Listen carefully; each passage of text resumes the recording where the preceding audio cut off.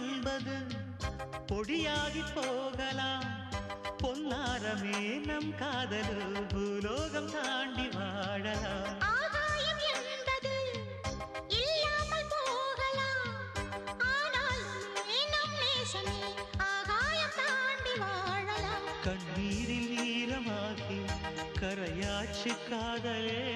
கரை மாற்றி நாமும் இல்லை கரையேற வேண்டுமே. நாளை வரும் காலம் நம்மை